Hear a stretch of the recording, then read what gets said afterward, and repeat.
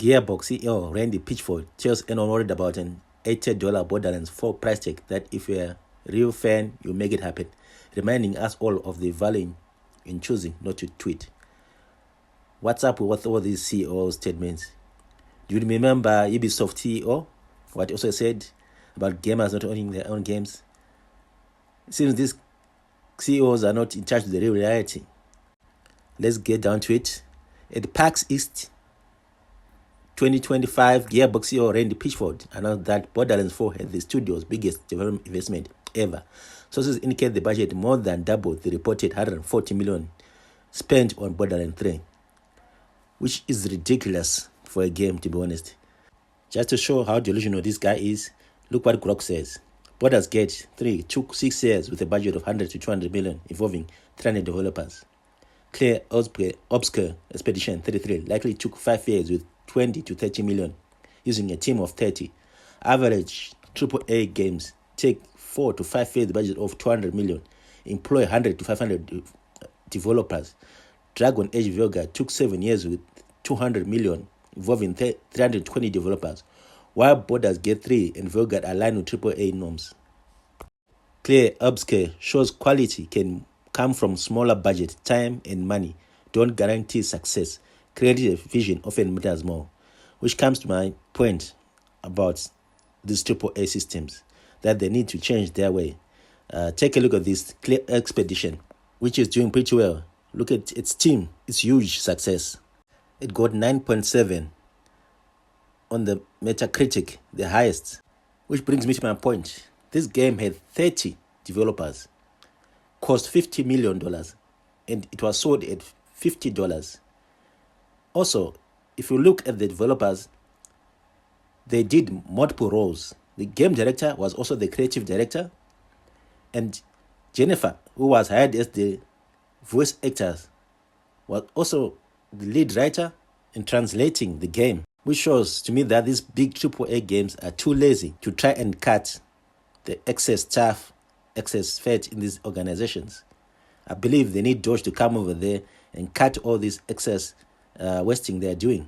I can continue giving examples of other games which have been successful. Include Powered, which the budget was 10 million, the staff was 25 to 50 developers, and the final price when selling it is $30. Then you have the Black Myth Wukong, and this budget was 70 million, staff 100, and it costs resale price of $60, which shows that you don't need a big budget, 200 million, or a staff of 200 people, 300 people. Look at Vanguard. It had a budget of 250 million. There are 200 to 400 developers working on the game, and the standard price was $70, while the deluxe edition was $90, which actually doesn't make sense for such a poor game. So at the end of the day, is it worth it for me to buy while you're making such shitty products? Look at Star Wars Outlaw. It cost 300 million. And the staff developers from across all 11 studios, Ubisoft, 600. This is ridiculous. And guess what? The standard game was $70.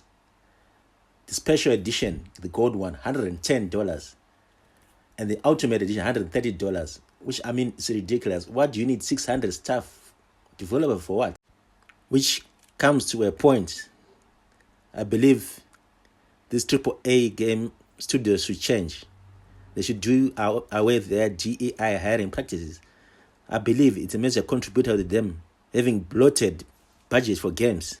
Let's look at this article as it explains why DEI is a major factor in the increase in the budgets for these AAA games.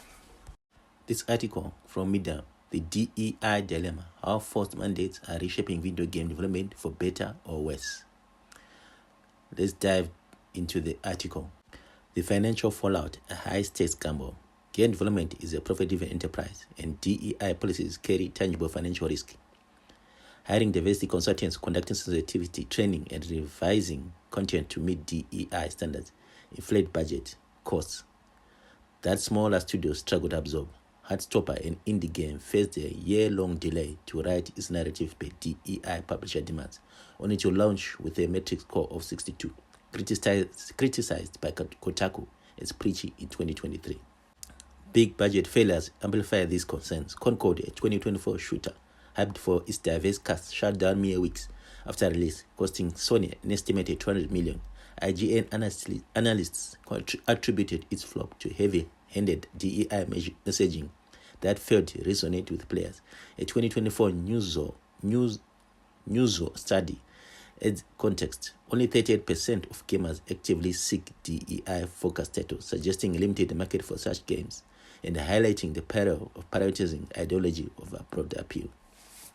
From this statement, from this article, we get a glimpse of why these studios are wasting $200 million to hiring 600 or 200 developers for just one game, which shows that they intentionally are raising the cost of these games, which they can remedy and fix so that gamers can get a good price on games. The second issue I have with these studios is from NetEase. Article from Cosmic Book News. NetEase is reported to be pulling funding from Western studios, as the CEO is said to be very unsatisfied with Western developers, calling them lazy, entitled, slow, and woke. Which brings me to the point. If Expedition 33 can make a game with 30 developers, each doing multiple job roles, so why can't you AAA studios do the same thing? Also, why should I buy a game for $80? There are new upcoming indie games coming up which are much better than these AAA games, which are much cheaper, which I can buy, which I can enjoy, which don't have woke nonsense or DEI nonsense in them. Only fun and targeted to the gamer. Mr. CEO, it can be proven that you can provide games at a cheaper price. I don't have to buy your game for $80, which to me shows that as AAA studios, you have been ripping off gamers for a long time and you want to keep ripping us. So stop being lazy and do the right thing. Anyway, thank you. Please comment. We'd like to hear from you. Please like and subscribe. See you next time.